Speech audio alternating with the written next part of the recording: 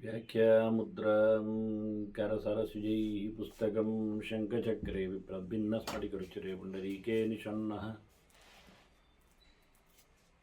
अम्लानश्रीरमृतविशदैरंशभिप्लावयनमाविर्भूयादनकमहिमा मानसे वागधीशः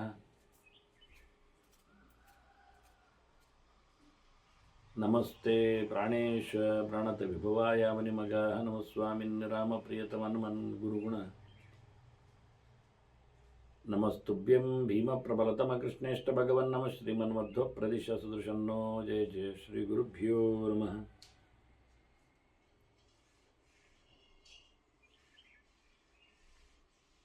नारायणं सुरगुरुं जगदेकनाथं भक्तप्रियं सकललोकनमस्कृतं च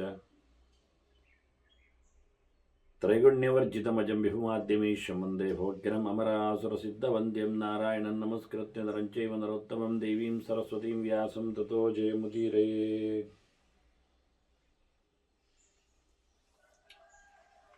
ವೇದವ್ಯಾಸರ ಮಹಾಭಾರತದ ಚಿಂತಕರಿಗೆ ವಂದನೆಗಳು. ಶಾಂತಿ ಪರ್ವದ 500ನೇ ಪ್ರವಚನ. ಅದಾಗಲೇ ಕೃಷ್ಣ ಅರ್ಜುನನಿಗೆ ಜ್ಞಾನಿವರೇಣ್ಯರ ಬ್ರಾಹ್ಮಣ ವರ್ಗದವರ ಪ್ರಭಾವ ಹೇಗಿದೆ, ಅವರ ಪ್ರತಾಪ ಏನಿದೆ ಅಂತ ಕೆಲವು ದೃಷ್ಟಾಂತಗಳನ್ನು ನೀಡಿದೆ. ಅದರಲ್ಲಿ ವಿಶ್ವರೂಪ ತ್ವಷ್ಟೃವಿನ ಮಗ, ಅವನು ದೇವತೆಗಳ ಪುರೋಹಿತನಾದ ಬಗ್ಗೆ, ಅವನ ತಾಯಿಯ ಕಡೆಯಿಂದ ಅಸುರರ ಪಾಳೆಯದಿಂದ ಆಕ್ಷೇಪ ಬಂದು ತಾಯಿ ಹೇಳಿ, ಅವ ಮತ್ತು ಹಿರಣ್ಯಕಶಿಪುವಿನ ಪೋತ್ರವಾಗಿ ನಿಂತಾಗ ವಸಿಷ್ಠರು ಬದಲಾಯಿಸಿದ್ದಕ್ಕೆ ಪೌರೋಹಿತ್ಯದ ವ್ಯಕ್ತಿಯನ್ನು ಅಂದರೆ ತನ್ನನ್ನು ತನಗೆ ಕೈಕೊಟ್ಟದ್ದಕ್ಕೆ ಹಿರಣ್ಯಕಶಿಪುವಿಗೆ ಶಾಪ ಕೊಟ್ಟ. ಅದನ್ನು ನಾವು ಕೇಳಿದೆವು. ಅದು ಬ್ರಾಹ್ಮಣರ ಪ್ರತಾಪ. ವಿಚಿತ್ರವಾದ ಒಂದು ವ್ಯಕ್ತಿಯಿಂದ ನಿನಗೆ ಸಾವು ಬರಲಿ, ಅದೇ ಪ್ರಕಾರವಾಗಿ ಹಿರಣ್ಯಕಶಿಪು ಸತ್ತ ಅಂತ. ಅಂದರೆ ಆ ವಿಚಿತ್ರವಾದ ಪ್ರಾಣಿ ನರಸಿಂಹ ಅಂತ ನಮಗೆ ಅರ್ಥ ಆಯಿತು. ಮುಂದೆ ವಿಶ್ವರೂಪನ ಕಥೆ ಏನಾಯಿತು? ಇಂದ್ರನಿಗೆ ಕೈ ಕೊಟ್ಟು ಹೋದ್ನಲ್ಲ, ಅವರು ಬಹಳ ದೊಡ್ಡ ತಪಸ್ಸು ಮಾಡಲಿಕ್ಕೆ ನಿಂತ ವಿಶ್ವರೂಪ. ಆಗ ಇಂದ್ರ ಅವನಿಗೆ ತನಗೆ ಮೋಸ ಮಾಡಿದ್ದಕ್ಕೆ ತಾನಿರುವಲ್ಲಿಯೂ ಹೋಮ ಮಾಡುತ್ತಿರುವಾಗಲೇ ಅಸುರರಿಗೆ ಅವನು ಭಾಗವನ್ನು ಕೊಟ್ಟಿದ್ದಾನೆ. ಹೀಗಾಗಿ ಇಂದ್ರ ಅವನ ತಪಸ್ಸನ್ನು ಕೆಡಿಸಲು, ಶಕ್ತಿಯನ್ನು ಹ್ರಾಸ ಮಾಡಲು ಅಪ್ಸರೆಯರನ್ನು ಕಳಿಸಿಬಿಟ್ಟ. ಅವರು ಅಪ್ಸರೆಯರ ಜೊತೆಯಲ್ಲಿ ವಿಶ್ವರೂಪ ಮನಕ್ಷೋಭೆಗೊಂಡು ತಪಸ್ಸನ್ನು ಬಿಟ್ಟ. ಇದರಿಂದ ಬಂದ ಕೆಲಸ ಆಯಿತು ಅಂತೇಳಿ ಅಪ್ಸರೆಯರು ಹೊರಡುವಾಗ ಕೇಳ್ತಾನೆ ವಿಶ್ವರೂಪ, ಇರೀರಿ, ಹೋಗುವುದೆಲ್ಲಿಗೆ ಅಂತ. ಹಾಗೆಲ್ಲ ನಾವು ಇಂದ್ರನಡೆಗೆ ಹೋಗಬೇಕು, ನಾವು ಅಲ್ಲಿಂದ ಬಂದವರು ಅಂತ ಅಪ್ಸರೆಯರು ಹೇಳಿದರು. ಇವನಿಗೆ ಸಿಟ್ಟುವಂತಲ್ಲ, ಓಹೋ ಇಂದ್ರನಡೆಗೆ ಹೋಗ್ತೀರಾ?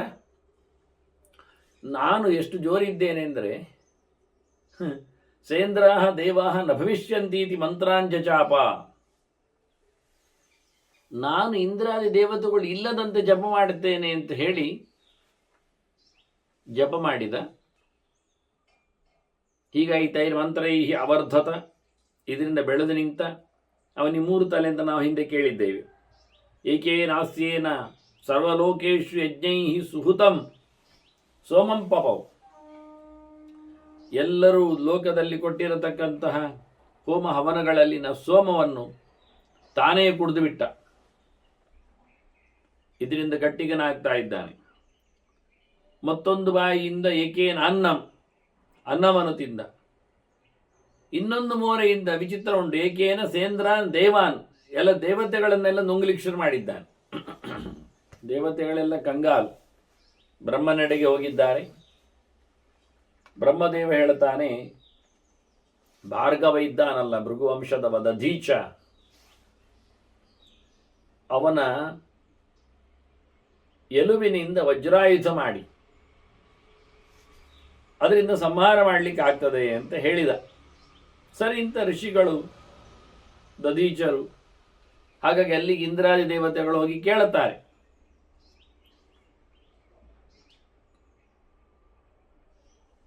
ಬಂದ ಉದ್ದೇಶವನ್ನು ತಿಳಿದು ದಧೀಚ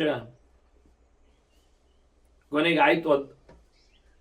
ಅಭಿಮನಾಹ ಸುಖ ದುಃಖ ಸಮಃ ಮಹಾಯೋಗಿ ಆತ್ಮನಿ ಪರಮಾತ್ಮಾನಂ ಸಮಾಧಾಯ ಶರೀರ ಪರಿತ್ಯಾಗ ಚಕಾರ.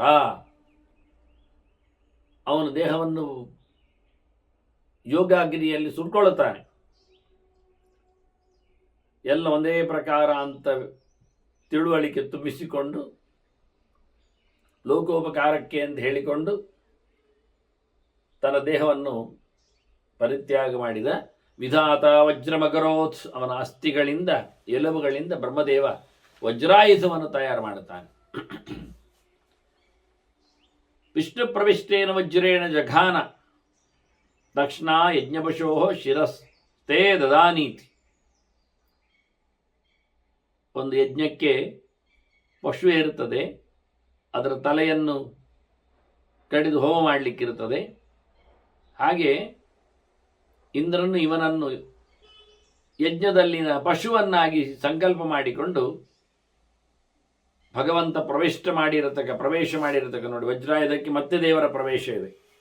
ಹೀಗಾಗಿ ಆಯುಧಾನಾಮಹಂ ವಜ್ರಂ ಅಂತ ಕೃಷ್ಣ ಅದನ್ನು ವಿಶೇಷವಾಗಿ ಚಕ್ರಾದಿಗಳನ್ನು ಬಿಟ್ಟು ಅದಕ್ಕೆ ಹೆಚ್ಚು ಒತ್ತು ಕೊಟ್ಟ. ನಿಜವಾಗಿ ದೇವರ ಕೈಯಲ್ಲಿರುವುದು ಯಾವತ್ತು ಚಕ್ರ, ಆದರೆ ಅದನ್ನು ಹೇಳದೆ ಆಯುಧಗಳಲ್ಲಿ ವಜ್ರವನ್ನು ಹೇಳಲಿಕ್ಕೆ ಶುರು ಮಾಡಿದ. ಅದು ಪಾಂಡವರಲ್ಲಿ ಅರ್ಜುನನ್ನು ಹೇಳಲಿಲ್ವ, ಹಾಗೆ ಭೀಮನನ್ನು ಬಿಟ್ಟು ಉತ್ತಮನಾಗಿ ಗುಣವಂತನಾಗಿ ಅವನನ್ನು ಹೇಳಿರ್ತಾನಲ್ಲ ಕೃಷ್ಣನೇ. ಸಹಸ್ರ ಗುಣಮಪ್ಪೇದತ್ವೈ ಸಂಭಾವಯಾಮ್ಯಹಂ ಅಂತ, 1000 ಪಟ್ಟು ಮಿಗಿಲಾದಂಥ ನಿನಗೆ ಗುಣವಂತಿಗೆ ಇದೆ ಅಂತ ಕೃಷ್ಣನೇ ಒಪ್ಪಿದ್ದಾನೆ, ಹೇಳಿದ್ದಾನೆ. ಅದನ್ನು ಭೀಷ್ಮರು ಹೇಳುತ್ತಾರೆ.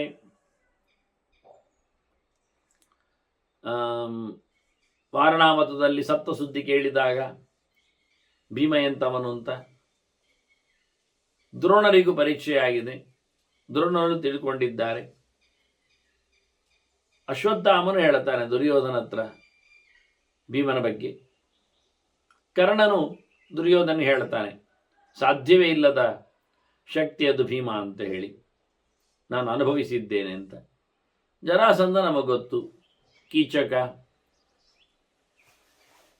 ಹಾಗೆ ಜಯದ್ರಥ, ಬಕಾಸುರ, ಹಿಡಿಂಬ, ಇವರೆಲ್ಲ ಪೌರುಷವನ್ನು ನೋಡಿಕೊಂಡವರೇ ಆ ಕಾಲದಲ್ಲಿ. ಕೇವಲ ಪೌರುಷ ಮಾತ್ರ ಅಲ್ಲದೆ ಭೀಮಸೇನನ ಎಲ್ಲ ಗುಣಗಳನ್ನು ಆವತ್ತು ತಿಳಿದವರೇ. ಕುಂತಿಯೇ ಹೇಳುತ್ತಾಳೆ ಧರ್ಮರಾಜನಿಗೂ ಗೊತ್ತು. ಹೀಗಾಗಿ ಭೀಮನನ್ನು ಹೊರತುಪಡಿಸಿ ಅರ್ಜುನನಲ್ಲಿ ತನ್ನ ವೈಭವವನ್ನು ಕೃಷ್ಣ ಹೇಳಿದ್ದಾನೆ. ಅದರಂತೆ ಸುದರ್ಶನವನ್ನು ಹೊರತುಪಡಿಸಿ ವಜ್ರಾಯುಧಕ್ಕೆ ತನ್ನ ವೈಭವವನ್ನು ಹೇಳಿರ್ತಾನೆ. ಹಾಗಾಗಿ ವಜ್ರಾಯುಧದಲ್ಲಿ ವಿಶೇಷವಾದ ನಾರಾಯಣನ ಶಕ್ತಿ ಪ್ರವೇಶ ಆಗಿದೆ. ಸ್ವಯಂ ದಧೀಚ ಜಪ ಮಾಡುತ್ತಾ ನಾರಾಯಣ ವರ್ಮ ಜಪದಿಂದಾಗಿ ಅವನ ಬೆನ್ನೆಲುಬು ನಾರಾಯಣಮಯ ಆಗಿತ್ತು. ಹಾಗಾದರೆ ನೋಡಿ, ಜಪ ಮಾಡಿದರೆ ಲಾಭ ಏನು ಕೇಳಿದರೆ, ಜಪ ಮಾಡಿದ್ದರ ದೇಹದ ಅಂಗಾಂಗಗಳಲ್ಲಿ ಅದರ ಶಕ್ತಿ ಸೇರಿಕೊಳ್ಳುತ್ತದೆ. ಹೀಗಾಗಿ ಎಲುಬು ನಿರಂತರವಾಗಿ ಜಪ ಮಾಡಿದ್ದರ ಒಂದು ಸಂಪರ್ಕದಿಂದ ಅದು ತುಂಬ ಶಕ್ತಿಶಾಲಿಯಾಗಿದೆ. ಆದ್ದರಿಂದಲೇ ಸುಟ್ಟ ಬಳಿಕವೂ ದೇಹದ ಅಸ್ಥಿಗಳನ್ನು ಗಂಗೆಯಲ್ಲಿ ವಿಸರ್ಜನೆ ಮಾಡಲಿಕ್ಕೆ ಹೇಳುದು. ಅಲ್ಲಿ ಅದು ಉಳಿದು ಬಿಡುತ್ತದೆ ಕರಗದೆ. ಅವನಲ್ಲಿರತಕ್ಕ ಶಕ್ತಿಗಳು ಎಲ್ಲ ಗಂಗೆಯಲ್ಲಿ ಲೀನ ಆಗ್ತದೆ. ಹಾಗಾಗಿ ಗಂಗೆಯಲ್ಲಿ ಮಿಂದವರಿಗೆಲ್ಲ ಅನೇಕ ಸಾಧುಗಳ, ಸಂತರ, ಜ್ಞಾನಿಗಳ, ಸಿದ್ಧರ ಶಕ್ತಿ ಸಂಕ್ರಮ ಆಗಲಿಕ್ಕೆ ಕಾರಣ. ಅದೊಂದು ವಿಚಿತ್ರ. ಅದರಂತೆ ಇಲ್ಲಿ ವಜ್ರಾಯುಧದಲ್ಲಿ ದೇವರ ವೈಭವವನ್ನು ಹೇಳಿ ಅದರಿಂದ ಆತ ಯಜ್ಞ ಪಶುವಿನಂತೆ ಸಂಹಾರ ಮಾಡಿದ್ದಾನೆ. ತಸ್ಮಾದನಂತರಂ ವಿಶ್ವರೂಪ ಗಾತ್ರ ಮಥನ ಸಂಭವಂ ತ್ವಾಷ್ಟ್ರೋತ್ಪಾದಿತಮೇವ ಅರಿಂ ವೃತ್ರಮಿಂದ್ರೋ ಜಗಾನ. ಮುಂದಿನ ಬೆಳಗಿನವನಿಗೆ ಮತ್ತು ಒಂದು ವಿಚಿತ್ರ ಆಯ್ತಲ್ಲ. ತ್ವಷ್ಟೃ ತನ್ನ ಮಗ ವಿಶ್ವರೂಪನನ್ನು ಕಳ್ಕೊಳ್ಳುತ್ತಾನೆ. ವಿಶ್ವರೂಪ ಆಚಾರ್ಯನನ್ನು ಅಣ್ಣನ ಮಗನನ್ನು ಇಂದ್ರ ಕೊಂದಿರುತ್ತಾನೆ.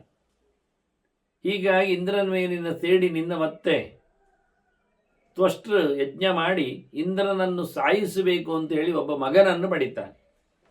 ಆದರೆ ಅವನ ಆಹುತಿಯಲ್ಲಿ ಕೊಡ್ತಕ್ಕಂಥ ವ್ಯವಸ್ಥೆಯಲ್ಲಿ ಮಂತ್ರದ ಸ್ವರಗಳು ಬದಲಾವಣೆ ಆಗಲಿಕ್ಕೆ ಹೋಗಿ ಇಂದ್ರನನ್ನು ಕೊಲ್ಲುವ ಮಗನ ಬದಲಿಗೆ ಇಂದ್ರನಿಂದ ಸಾಯುವ ಮಗ ಬರ್ತಾನೆ. ಒಟ್ಟು ಇಂದ್ರ ವಿರುದ್ಧ ಹೌದು. ಅವನೇ ವೃತ್ರ ಅಸುರ.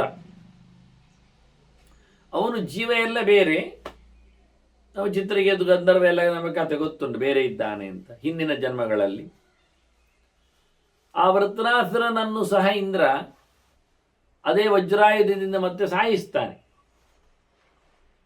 ಹೀಗೆ ಈಗ ಅವನಿಗೆ ಎರಡು ಅಂಟಿಕೊಂಡಿತು.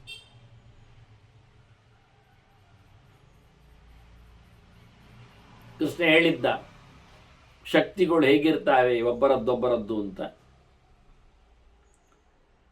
ಹಾಗಾಗಿ ವಿಶ್ವರೂಪನನ್ನು ಕೊಂದ, ವೃತ್ರನನ್ನು ಸಂಹಾರ ಮಾಡಿದ. ಎರಡು ಬ್ರಹ್ಮಹತ್ಯೆಗಳು ಇದರಿಂದ ದೇವತೆಗಳನ್ನು ಕಂಗಾಲ ಮಾಡಿತು. ಬ್ರಹ್ಮಹತ್ಯಾಕೃತೆ ದೇವಾನ್ ರಜಸ್ತಮಶ್ಚಾವಿವೇಶ.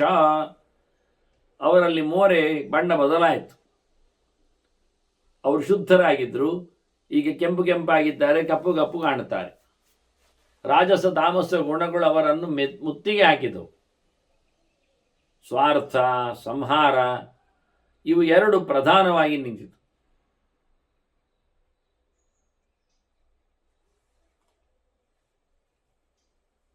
ಅದರಿಂದ ಏನಾಯ್ತು ಕೇಳಿದರೆ, ಋಷಿಗಳಿಗೆಲ್ಲ ಹೇಳತಕ್ಕ ಮಂತ್ರಗಳೆಲ್ಲ ಮರೆತೋದವು. ಮಂತ್ರಗಳು ಕೆಲಸ ಮಾಡದಾದವು. ಮಂತ್ರಾನ ಪ್ರಾವರ್ತಂತ ಮಹರ್ಷೀಣ. ಯಾವುದೇ ಮಂತ್ರಗಳು ಋಷಿಗಳಿಂದ ಸಸೂತ್ರವಾಗಿ ಹೊರಗೆ ಬರಲಿಕ್ಕೆ ಆಗಲಿಲ್ಲ. ವೃಕ್ಷಾಂಸಿ ಪ್ರಾದುರಭವನ್. ಕೆಟ್ಟ ಶಕ್ತಿಗಳು ಉಂಟಾದವು ಹೆಚ್ಚು. ನಾವು ಯೋಚನೆ ಮಾಡುವುದು ಎಂತ ಆಗಲಿಲ್ಲಲ್ಲ, ಡೆವಿಲ್ ಫೋರ್ಸ್ ಎಲ್ಲ ಇಲ್ಲಲ್ಲ ಅಂತೇಳಿ. ಹಾಗಲ್ಲ, ಅದು ಡಿವೈನ್ ಫೋರ್ಸಿನಿಂದ ಕಂಪ್ರೆಸ್ ಆಗಿದೆ. ನೀವು ನಿಲ್ಲಿಸಿಬಿಟ್ರೆ ಹೇಳ್ತದೆ. ನಾವು ಆಗ್ತಾ ಇರೋದನ್ನು ತೋರಿಸಿಕೊಡುವುದಿಲ್ಲ. ನಾವು ಹೇಳತಕ್ಕಂಥ ಜಪ, ಅನುಷ್ಠಾನ, ಪೂಜೆ, ಪುನಸ್ಕಾರ, ಮಂತ್ರ, ಪಾರಾಯಣ, ಗಂಟೆ, ಜಾಗಟೆ, ಸದ್ದು, ಶಂಖ ಇವೆಲ್ಲದರ ಜೊತೆಯಲ್ಲಿ ಒಂದು ರೀತಿಯ ವೈದಿಕವಾದ, ದೈವಿಕವಾದ ವಾತಾವರಣ ಕ್ರಿಯೇಟ್ ಆಗ್ತದೆ. ಅದು ನಿರಂತರವಾಗಿ ದುಷ್ಟಶಕ್ತಿಗಳನ್ನು ದೂರ ಮಾಡ್ತಾ ಇರ್ತದೆ. ನಮಗದು ಕಾಣುವುದಿಲ್ಲ, ಕಾಣಲಿಕ್ಕಿಲ್ಲ. ಯಾಕೆಂದರೆ ಅದು ದೂರ ಆಗ್ತಾನೆ ಉಂಟು. ಆದರೆ ಇವೆಲ್ಲ ನಿಂತು ಹೋದರೆ, ಮಂತ್ರಜಪ ಪಾರಾಯಣಾದಿಗಳೆಲ್ಲ ಕೈದಾದರೆ, ವೈದಿಕ ದೈವಿಕವಾದ ವಾತಾವರಣಗಳು ನಿಂತು ಬಿಟ್ರೆ, ನಾನದಕ್ಕೆ ಮತ್ತೆ ವೈದಿಕ ಹೇಳೋದು ಶಬ್ದ. ಯಾಕೆಂದರೆ ದೈವಿಕ ಅಂತ ಮಾತ್ರ ಹೇಳಿದರೆ ಕೆಲವರಿಗೆ ಎಂಥದ್ದು ದೈವಿಕ ವಾತಾವರಣವನ್ನು ಕ್ರಿಯೇಟ್ ಮಾಡುವುದು ಗೊತ್ತಿಲ್ಲ. ಅದಕ್ಕೆ ವೇದ ಹೇಳಿದ ಶಬ್ದಗಳಿಂದ ದೇವಬೋಧಕವಾದ ಸುದ್ದಿಗಳು ಬರಬೇಕು. ನಮಗಿಷ್ಟ ಬಂದಂತೆ ಕರೆದ್ರೆ ಅವ್ರು ಯಾರು ದೇವತೆಗಳು ಬರುವುದಿಲ್ಲ. ಒಂದು ವಿಷಯ ತಿಳ್ಕೊಳ್ಳಿ, ದೇವತೆಗಳನ್ನು ಆಹ್ವಾನ ಮಾಡುವಂಥದ್ದು ಯಾವುದರ ಮೂಲಕ? ಅವರನ್ನು ಪರಿಚಯಿಸಿಕೊಟ್ಟ ವೇದದ ಶಬ್ದಗಳ ಮೂಲಕ. ಇತರ ರೀತಿಯಿಂದ ಕರೆದ್ರೆ ಅವರು ಬರುವುದಿಲ್ಲ. ನಾವು ನಮ್ಮ ಭಾಷೆಯಿಂದ ನಮ್ಮ ರೀತಿಯಲ್ಲಿ ಎಂಟ್ರಾನ್ಸ್ ಸಾಂಗ್ ಹಾಕ್ತೇವೆ ಅಂತ ಹೇಳಿಕೊಂಡ್ರೆ ಅವರು ಬರುವುದಿಲ್ಲ. ಎಂಟ್ರಾನ್ಸ್ ಸಾಂಗಿಗೆಲ್ಲ ಅವರು ಕುಣಿಯತಕ್ಕಂಥ ನಮ್ಮ ಬಾಲಿವುಡ್ ಅಥವಾ ಟಾಲಿವುಡ್ಡಿನ ಜನಗಳಲ್ಲ ಅವರು. ಆದ್ದರಿಂದ ಅವರು ಬರುವುದಿಲ್ಲ. ಅವರನ್ನು ಕರೀಲಿಕ್ಕೆ ಅವರದ್ದೇ ಆಗಿರತಕ್ಕಂಥ ಲಕ್ಷಣಗಳು, ಮಾತುಗಳು, ಶಬ್ದಗಳು, ಪ್ರಯೋಗಗಳು ಇವೆ. ಸ್ವರಗಳು, ವ್ಯವಸ್ಥೆಗಳೆಲ್ಲ ಇವೆ. ಸಾಮಾನ್ಯವಾದ ಒಂದು ಸಂಗೀತದಲ್ಲಿಯೇ ಬೆಳಗ್ಗಿನ ರಾಗ ಬೇರೆ, ಮಧ್ಯಾಹ್ನದ ರಾಗ ಬೇರೆ, ಸಂಜೆಯ ರಾಗ ಬೇರೆ ಎಲ್ಲ ಉಂಟು. ತಾಳಗಳಲ್ಲಿ ಜನರಿಗೆ ಅದೆಲ್ಲ ಗೊತ್ತಿಲ್ಲ, ಮರೆತೋಗಿದೆ. ಈಗ ಯಾಕೆಂದರೆ ಕಚೇರಿಗಳೆಲ್ಲ ಒಂದೇ ಹೊತ್ತಿನಲ್ಲಿ ಆಗಲಿಕ್ಕೆ ಹೋಗಿ ನಿಜವಾಗಿ ಆಗಿಲ್ಲ. ಅದರಂತೆ ಋತುಗಳಿಗೆ ವ್ಯವಸ್ಥಿತವಾಗಿಯೂ ಆಗಿ ಮಳೆಗಾಲದಲ್ಲಿ ಹೇಳಬೇಕಾದಂತಹ ರಾಗಗಳು, ತಾಳಗಳು,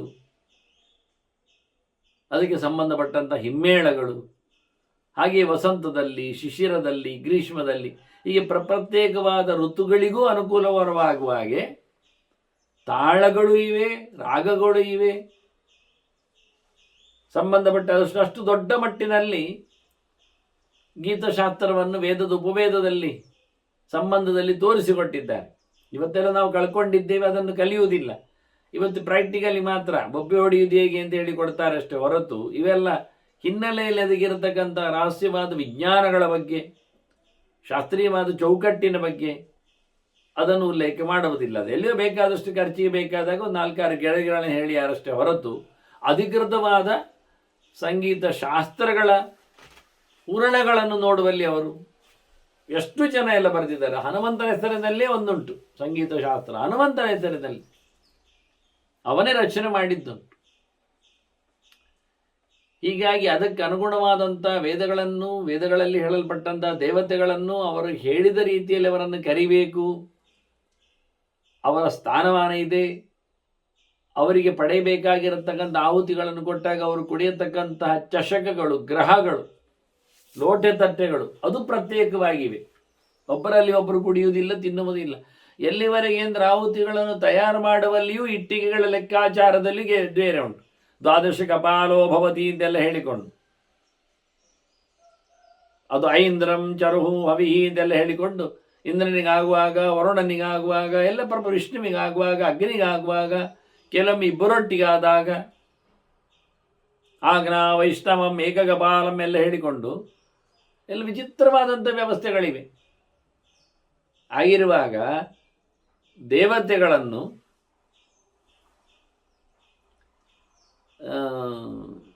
ಮಾತಾಡಿಸದೆ ನಿಂತಾಗ, ಮಂತ್ರಗಳು ಹೇಳದೆ ಹೋದಾಗ ದುಷ್ಟಶಕ್ತಿಗಳು, ರಾಕ್ಷಸರು ಮೇಲೆದ್ದು ಬಂತು. ಆದರೆ ನಿರಂತರ ಭಜನೆ ಆಗ್ತದೆ, ಅಹೋರಾತ್ರಿ ಇಲ್ಲಿ ಭಜನೆ ಮಾಡ್ತದೆ ಅನ್ನುವ ನೆಲೆಯಲ್ಲಿ ಭೂತ ಪ್ರೇತಗಳೆಲ್ಲ ಹೋಗ್ತದೆ ಎಂದೆಲ್ಲ ಹೇಳಲಿಕ್ಕೆ ಹೋಗಬೇಡಿ. ಅದು ಸಂಬಂಧ ಇಲ್ಲ. ವೈದಿಕವಾದ ನಾಮಗಳಿಂದ ಮಾತ್ರವೇ ದೈವಿಕವಾದ ವಾತಾವರಣವನ್ನು ಕ್ರಿಯೇಟ್ ಮಾಡಲಿಕ್ಕೆ ಬರ್ತದೆ. ಹೊರತುಪಡಿಸಿ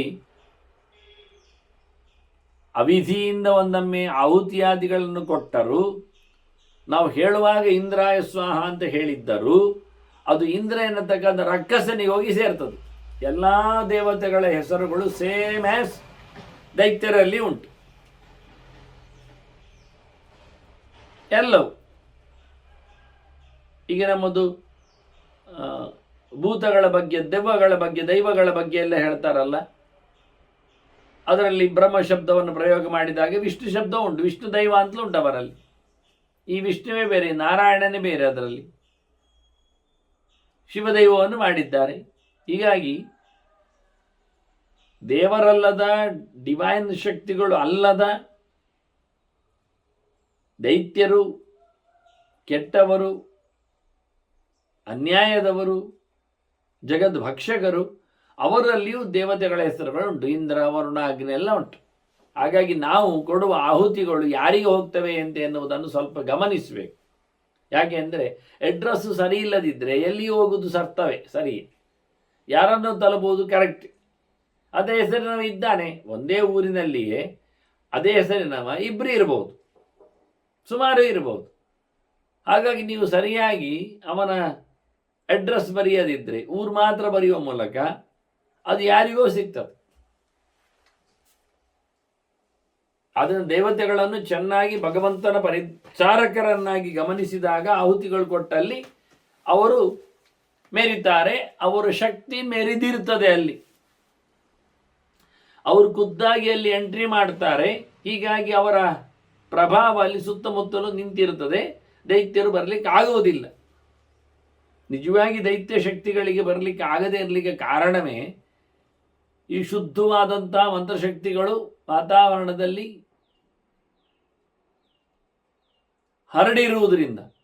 ಹಾಗಾಗಿ ನಾರಾಯಣ ನಾರಾಯಣ ನಾರಾಯಣ ಅಂತ ಹೇಳುವ ಮೂಲಕ ಶಾಬ್ದಿಕವಾದ ತರಂಗಗಳು ಸುತ್ತ ಕ್ರಿಯೇಟ್ ಆಗಿ ಆ ಕೆಟ್ಟ ಶಕ್ತಿಗಳದನ್ನು ಕಿವಿಗೆ ಕೇಳಲಿಕ್ಕೊಳ್ಳಿಸಿಕ್ಕೆ ಆಗದೆ ಅದರ ಛಾಪಿಗೆ, ಅದರ ಜ್ಯೋತಿಗೆ, ಪ್ರತಾಪಕ್ಕೆ ಅವುಗಳು ಬೆದರಿ ಪೆಡುತಿಂದು ಶಾಕ್ ಆಗಿ ಹೋಗ್ತವೆ. ಇದು ಕ್ರಮ ಅವ್ಯಕ್ತವಾದದ್ದು. ಈಗ ನಾವು ಸೊಳ್ಳೆ ಓಡಿಸ್ಲಿಕ್ಕೆ ಒಂದು ಸದ್ದು ಮಾಡುವುದಿಲ್ಲವ,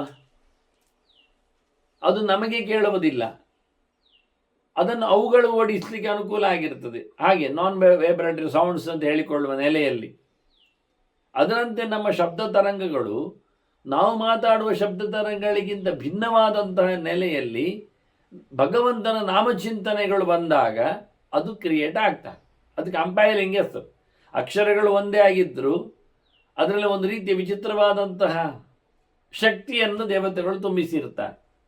ನಮ್ಮ ಭಾವನೆಗಳು ಆ ಶಕ್ತಿಯನ್ನು ಮಾಡಿಬಿಡ್ತವೆ. ಕೆಲವೊಮ್ಮೆ ನಾವು ನಾರಾಯಣ ಅಂತೇಳಿ ಸುಲಭವಾಗಿ ಸುಮ್ಮನೆ ಹೇಳಿದರು, ಅದರ ಬೆನ್ನ ಹಿಂದೆ ಒಂದು ಥಾಟ್ಸ್ ಇದೆ. ಸುಮ್ಮನೆ ಅಲ್ಲ, ಅದು ನಾರಾಯಣ ಎನ್ನುವುದು ದೇವರಲ್ಲವಾ. ಹೀಗಾಗಿ ಆಗ ನಮಗೆ ದೇವರಲ್ಲವಾ ಅಂತ ಯೋಚನೆ ಬಾರದಿದ್ರು ಪ್ರಯೋಗ ಮಾಡುವಲ್ಲಿ ದೇವರ ಬಗ್ಗೆ ಎಚ್ಚರ ಇದ್ದೇ ಮಾಡಿರ್ತೇವೆ.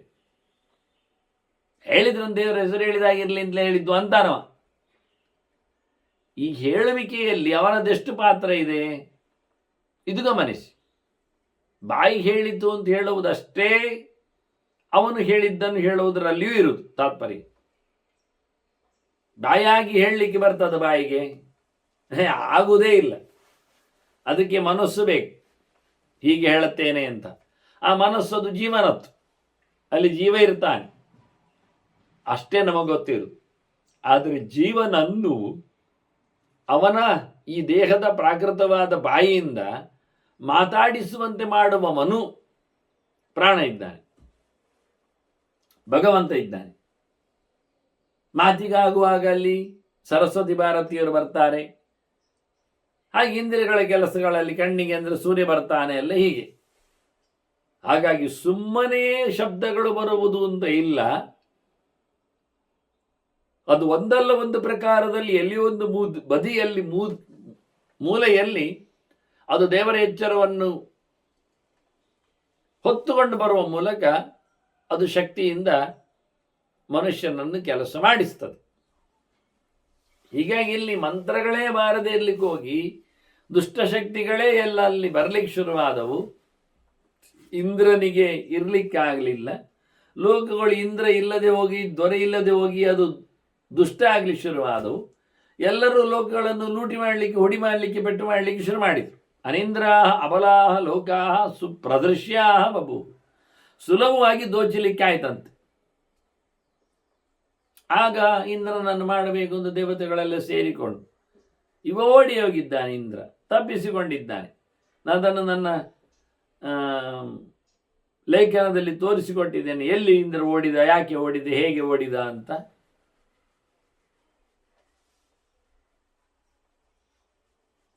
ಅವನ ಬೆನ್ನ ಹಿಂದೆ ಬಂದ ಬ್ರಹ್ಮಹತ್ಯೆಯ ರೂಪ ವಿಶೇಷಗಳಿದ್ದವು. ಅವ ಮಾನಸ ಸರೋವರಕ್ಕೆ ಹೋದ. ಅಲ್ಲಿ ಒಂದು ಕಮಲದ ಒಳಗೆ ಹೋದ. ಕಮಲದ ಒಳಗೆ ಒಂದು ನಾಳೆ ಇರ್ತದೆ, ಅದಕ್ಕೆ ಬಿಸನಿ ಅಂತ ಕರೀತಾರೆ, ಬಿಸತಂತು ಅಂತ ಕರೀತಾರೆ. ಅದರ ಒಳಗೆ ಹೋಗಿ ಕೂತವ. ಅಲ್ಲಿಗೆ ಬ್ರಹ್ಮಹತ್ಯೆ ಬರಲಿಲ್ಲ. ಯಾಕೆ ಅಂದರೆ ಬ್ರಹ್ಮಹತ್ಯೆ ಅಲ್ಲಿವರೆಗೆ ಬಂತು, ಮಾನಸ ಸರೋವರದ ಹತ್ತಿರದಲ್ಲಿ ಅದು ನಿಂತು ಬಿಟ್ಟಿತ್ತು. ಅದಕ್ಕೆ ಆಗಲಿಲ್ಲ. ಅಲ್ಲೇ ಮರದಲ್ಲಿ ಕೂತು ಬಿಟ್ಟಿದ್ದದು.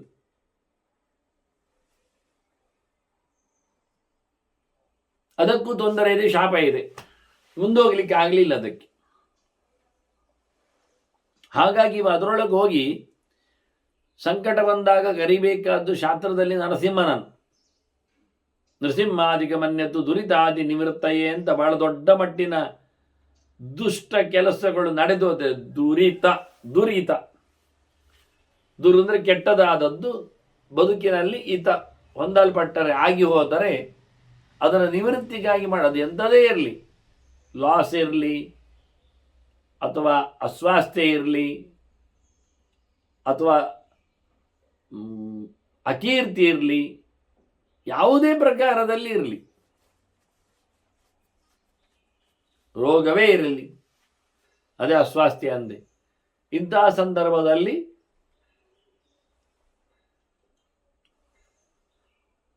ನೃಸಿಂಹನನ್ನು ಚಿಂತನೆ ಮಾಡಬೇಕು, ಅವನನ್ನು ಕರಿಬೇಕು. ಹಾಗಾಗಿ ಇವ ಆ ಕಮಲದ ದೇಟಿನ ಒಳಗೆ ನಾಳದಲ್ಲಿ ಅವಿತು ಕೂತವ ಇಂದ್ರ ಅಲ್ಲಿ ನರಸಿಂಹನ ಧ್ಯಾನ ಮಾಡ್ತಾ ಇದ್ದದ ಅವ ಕೂತ್ಕೊಂಡು ಜಪ ಏಕಾಂತವಾದದ್ದು. ಇಲ್ಲಿ ಇಂದ್ರ ಇಲ್ಲ ಹೇಳಿಕೊಂಡು ನಹುಷನನ್ನು ಇಂದ್ರ ಮಾಡಿದ್ರು. ಆಯುಸ್ಸಿನ ಮಗ ಯಾತಿ ಮುಂದೆ ಅಲ್ಲಿ ಬರುವವ, ಪೂರ್ವವಂಶದಲ್ಲಿ ಪುರೂರವಸ್ಸಿನಿಂದಾಗಿ ಮತ್ತೆ ಬಂದವ ಆಯುಸ್ಸು. ಪುರೂರವನು ಉರ್ವಶಿಯಿಂದ ಆಯುಸ್ಸನ್ನು ಪಡೆದಿದ್ದಾನೆ. ಉರ್ವಶಿ ಅವನು ಪುರೂರವಸ್ಸು ಬುಧನ ಮಗನಾಗಿದ್ದಾನೆ, ಬುಧ ಚಂದ್ರನ ಮಗ ಇದ್ದಾನೆ. ಹೀಗೆ ವಂಶಗಳು. ಚಂದ್ರ ಅತ್ರಿಯ ಮಗನಾಗಿ ಬಂದವ, ಅತ್ರಿ ಬ್ರಹ್ಮನ ಮಗನಾಗಿ ನಿಂದವ. ಅಂತಹ ನಹುಷ ಅವನೇನು ಕೇಳಿದ್ರೆ, ಇಲ್ಲಿ ಇಂದ್ರ ಐಶ್ವರ್ಯೋಗ ತಣಮಾತ್ರೋ ಭೂತ್ವ ಬಿಸಗ್ರಂಥಿಂ ನಳಿನೀಂ ಮಾನಸ ಸರೋವರಗತಾಂ ಪ್ರವೇಶ್. ಅವನು ಯೋಗದ ಶಕ್ತಿಯಿಂದ ಇಂದ್ರ ಅಣುವಾಗಿ ತುಂಬ ಸೂಕ್ಷ್ಮನಾಗಿ ಆ ಒಳಗೆ ಹೋಗಿ ಸೇರಿದ್ದಾನೆ. ಕಮಲದ ದಂಟೆ ಹೆಬ್ಬೆರಳಿನಷ್ಟು ಇರ್ತದೆ, ಜಾಸ್ತಿ ಅಂದರೆ ಉರುಟು ತೋರ. ಅದರ ಒಳಗೆ ಒಂದು ತೆಳ್ಳಗಿನ ನಾಳ ತೆಗಿಲಿಕ್ಕೆ ಬರ್ತದೆ, ಬಿಳಿ ಇರ್ತದೆ. ಅದು ಆನೆಗೆ ಭಾರಿ ಇಷ್ಟ ಅಂತ ನೋಡಿ, ಅಷ್ಟು ದೊಡ್ಡ ಆನೆ. ಅದು ಹೋಗಿ ಕಮಲವನ್ನು ತೆಗೀತದೆ ನೀರಿನಲ್ಲಿ ನಿಂತಾಗ, ಆಡ್ಲಿಕ್ಕೆ ಹೋದಾಗ. ಆ ಕಮಲದ ದಂಟಿನಲ್ಲಿ ಒಳಗಿರತಕ್ಕ ನಾಳವನ್ನು ಎಳೆದು ತಿಂತದೆ. ಹಾಗೆ ನಾವು ಕೆಲವೊಮ್ಮೆ ಉಣಬಳಿಸಲು ಲಾಡು ಎಲ್ಲ ಹಾಕಿದ್ರೆ ಅದನ್ನು ಉಡಿ ಮಾಡಿ ಅದರೊಳಗಿರತಕ್ಕಂಥ ದ್ರಾಕ್ಷಿಯೋ ಗೇರು ಬೀಜವೋ ಮಾತ್ರ ತಿಂದು, ಅಥವಾ ಲವಂಗವೋ ತಿಂದು ಹಾಕ್ತೇವಲ್ವಾ, ಉಳಿದದನ್ನೆಲ್ಲ ಆಗಿಬಿಟ್ಟೇವಲ್ಲ. ಹಾಗೆ ಕಮಲವೇ ಚೆಲುವು, ಅದರ ದಂಡಿನ ಒಳಗಿನಿಂದ ನಾಳವನ್ನು ತೆಗೆದು ತಿಂತದದು ಅಷ್ಟೇ. ಅದು ನಮಗೆ ಲಾಡಿನಲ್ಲಿ ಅವಿತು ಕೂತ ಲವಂಗದಂತೆ, ಅದಕ್ಕೆ ಭಾರಿ ಇಷ್ಟ. ಹಾಗೆ ಇವನು ಅಲ್ಲಿ ಹೋಗಿ ಅವಿತಿದ್ದಾನೆ. ಅವನಿಗೆ ಅಂತ ಯೋಗ್ಯತೆ ಇತ್ತು, ಸಿದ್ಧಿಬಲದಿಂದ ಹೋಗಿದ್ದಾನೆ.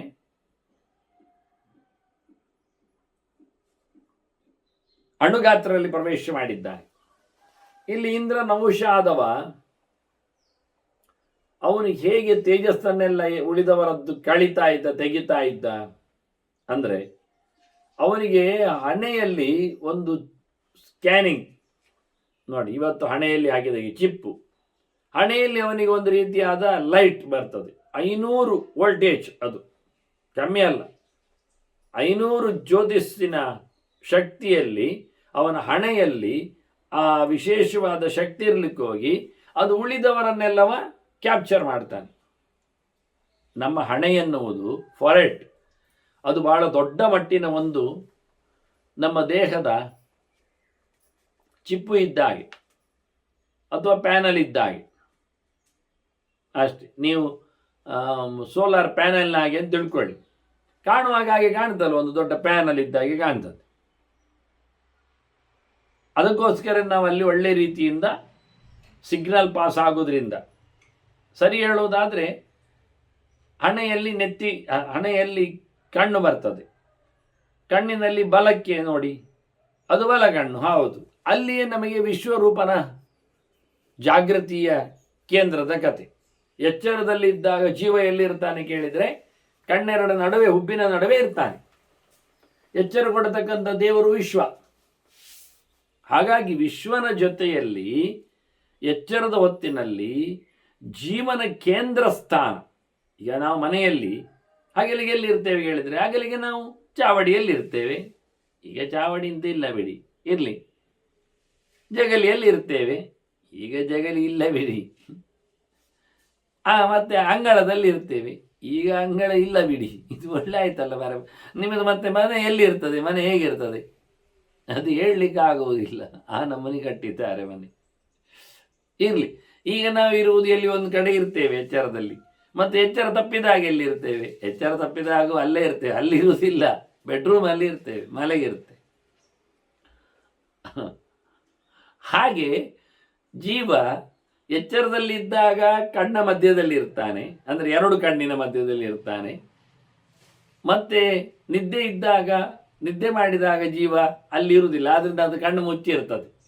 ಆಗ ಅವ ಒಳಗೆ ಜಾರಿ ಇರ್ತಾನೆ, ಹೃದಯದಲ್ಲಿ ಇರ್ತಾನೆ, ಎದೆಯಲ್ಲಿ ಇರ್ತಾನೆ. ಮತ್ತೆ ಈ ಜಾರುವಾಗ ಮಧ್ಯದಲ್ಲಿ ಕುತ್ತಿಗೆಯಲ್ಲಿ ಸಿಕ್ಕಿ ಬೀಳ್ತಾನೆ, ಆಗ ಅವನಿಗೆ ಸ್ವಪ್ನ ಕಾಣ್ತದೆ. ಅಲ್ಲಿ ಒಬ್ಬ ಇದ್ದಾನೆ ತೈಜಸ ಅಂತ. ಹಾಗಾಗಿ ಎಚ್ಚರದ ಅಧಿದೇವತೆಯಾದ ವಿಶ್ವನಾಮಕನಾದ ಭಗವಂತನನ್ನು ಉಪಾಸನೆ ಮಾಡಿ ಗಣಪತಿಗೆ ಆನೆ ಮಂಡೆ ಬಂದದ್ದು. ಆದ್ರಿಂದ ಅವನು ಎಚ್ಚರಕ್ಕೂ ವಿಗ್ರಹ ಕೊಡುವಲ್ಲಿ ಸಮರ್ಥನಾದಂಥ, ವಿಗ್ರಹ ಪರಿಹರಿಸುವಲ್ಲಿ ವ್ಯಕ್ತಿಯಾದಂಥ ದೇವತೆಯಾಗಿ ನಿಂತ. ಹಾಗೆ ಇಲ್ಲಿ ಹಣೆಯಲ್ಲಿ ಎಚ್ಚರ ಇದ್ದಾಗ ಜೀವ ಸೂರ್ಯನ ಬೆಳಕಿನ ಮೂಲಕ ಶಕ್ತಿಯನ್ನು ಎಳಿತಾ ಇರ್ತಾನೆ. ಅದರಲ್ಲೇ ಪೂರ್ವಕ್ಕೆ ಕೂತ್ಕೊಂಡು ಜಪ ಮಾಡಿ, ಪೂರ್ವಕ್ಕೆ ಮುಖ ಹಾಕಿ ಪೂಜೆ ಮಾಡಿ. ಪೂರ್ವಕ್ಕೆ ಮುಖ ಹಾಕಿ ಪೂಜೆ ಮಾಡಿ ಅಂದರೆ ಮತ್ತೆ ದೇವರು ಎಲ್ಲಿರಬೇಕು? ದೇವರ ಪಿಂಗಣಿಗೆ ಪೂಜೆ ಮಾಡೋದಾ? ಯಾಕೆ ದೇವರು ಪೂರ್ವದಲ್ಲಿ ಮೋರೆ ಹಾಕಿ ಕೂತಿದ್ದಾನೆ.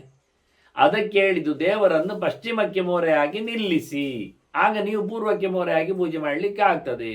ಆಗ ನಿಮ್ಮ ಮುಸುಂಡು, ಎದುರು, ಪ್ಯಾನಲ್, ಹಣೆ, ಲಲಾಟ ಅದು ದೇವರ ಶಕ್ತಿಯನ್ನು ಸ್ವೀಕಾರ ಮಾಡಲಿಕ್ಕೆ ಸಮರ್ಥವಾಗಿ ಇರ್ತದೆ.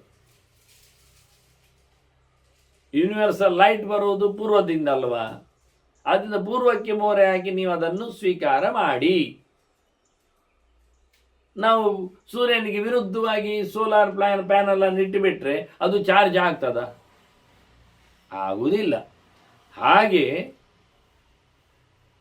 ಹಣೆ ಎನ್ನುವುದು ಬಹಳ ವಿಶಿಷ್ಟವಾದಂತಹ ಶಕ್ತಿಯನ್ನು ಸ್ವೀಕರಿಸುವ ಒಂದು ತಾಣ. ಅದರಲ್ಲಿ ಕೆಲವರು ಹೇಳುದು ಬ್ರಹ್ಮ ಹಣೆಯಲ್ಲಿ ಬರಿತಾನೆ ಅಂತ. ಯಾಕೆ?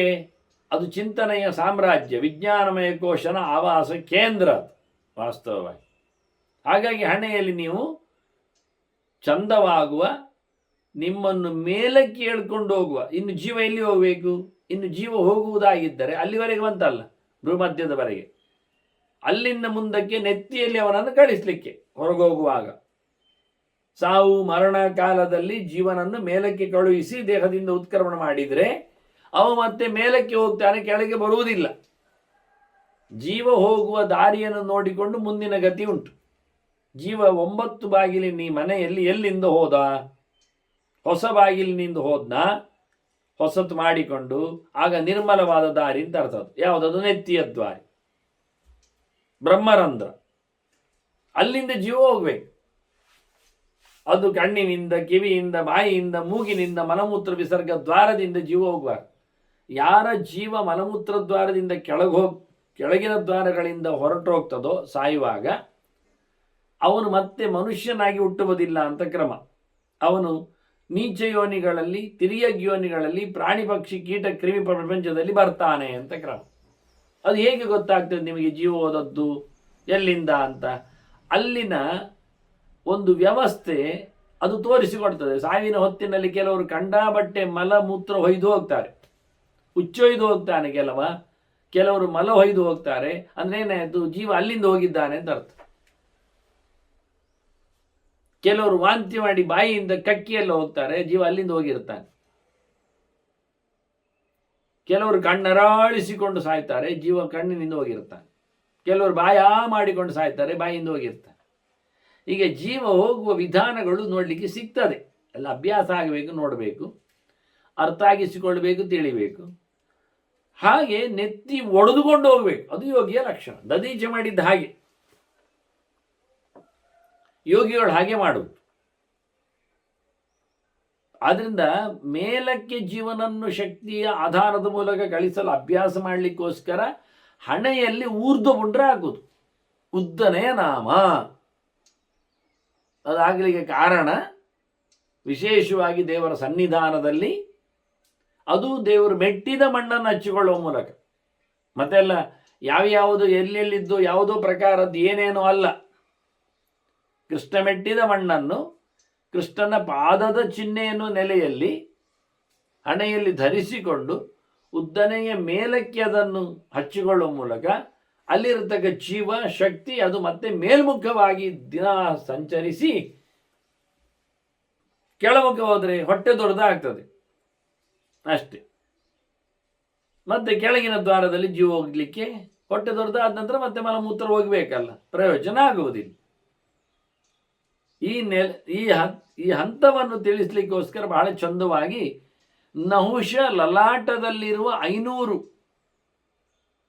ಬೆಳಕಿನ ಶಕ್ತಿಗಳಿಂದ ಜ್ಯೋತಿಷ್ಯನ ಕಥೆಗಳು, ನಾನು ಅದಕ್ಕೆ ವೋಲ್ಟೇಜ್ ಅಂತ ಶಬ್ದ ಹೇಳಿದಷ್ಟೇ, ಅದನ್ನು ಹೇಳುವ ಭಾಷೆ ಇವತ್ತು ಹಾಗೆ ಆಗುವುದಕ್ಕೆ ಇಲ್ಲಿ ಹಾಗೇನು ಹೇಳಲಿಕ್ಕೆ ಹೋಗಲಿಲ್ಲ ಅವರು.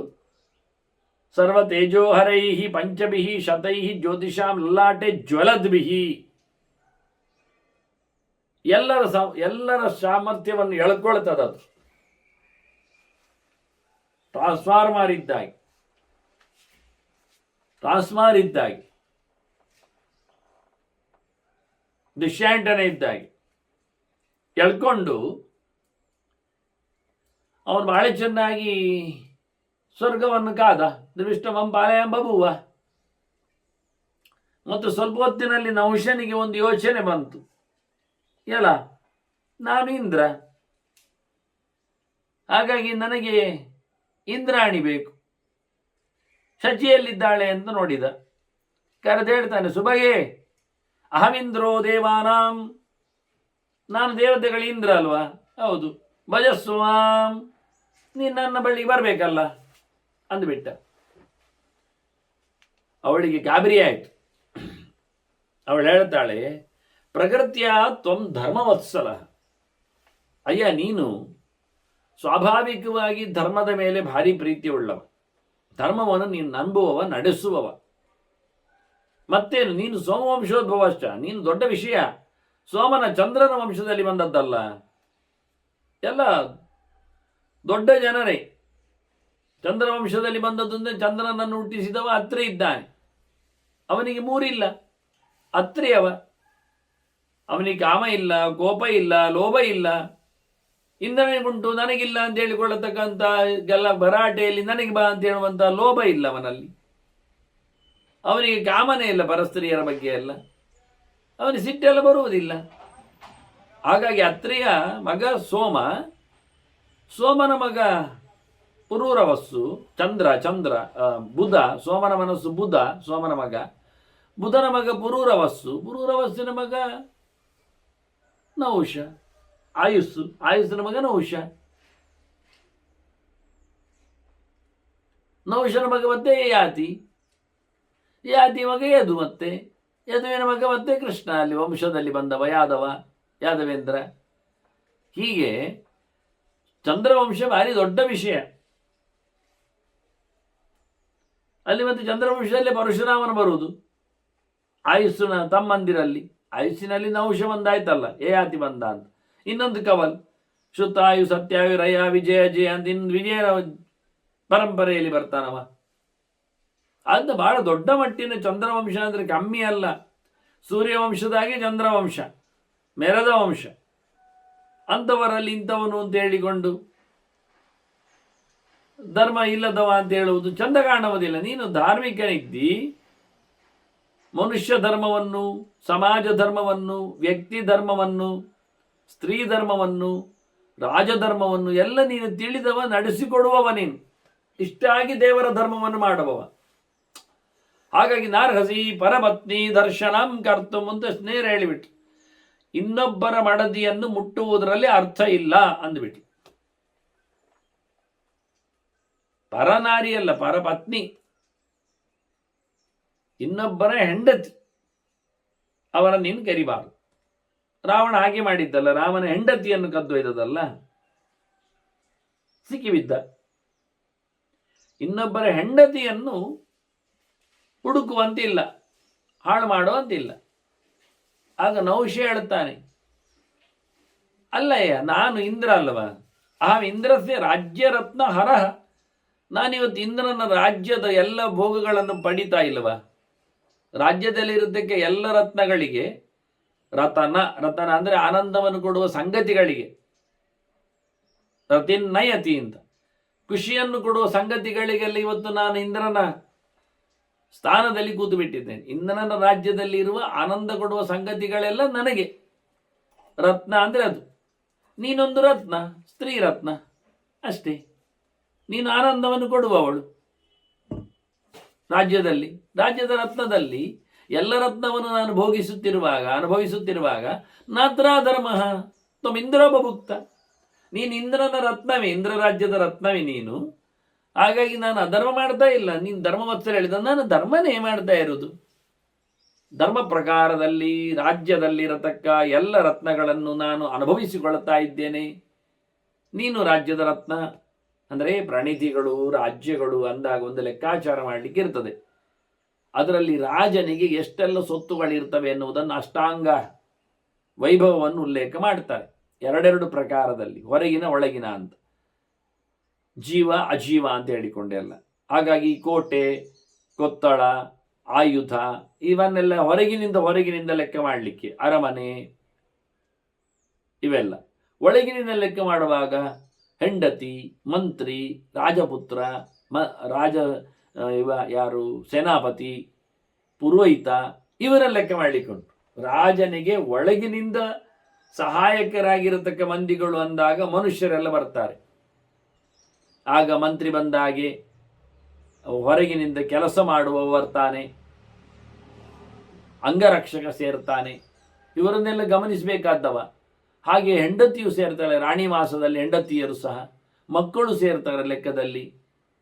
ಯಾಕೆಂದರೆ ಯಾವುದೋ ಒಬ್ಬ ಮಗನನ್ನು ಯಾರಾದರೂ ಟ್ರ್ಯಾಪ್ ಮಾಡಿದ್ರು ಪೆಟ್ಟು ಬೀಳುದು ಇವನಿಗೆ. ಯಾವುದೋ ಒಂದು ತನ್ನ ಹೆಂಡತಿಯನ್ನು ಯಾರಾದರೂ ಎಗರಿಸಿಕೊಂಡ್ರು ನಾಳೆ ವಿಷ ಬೀಳುವುದು ಇವನಿಗೆ.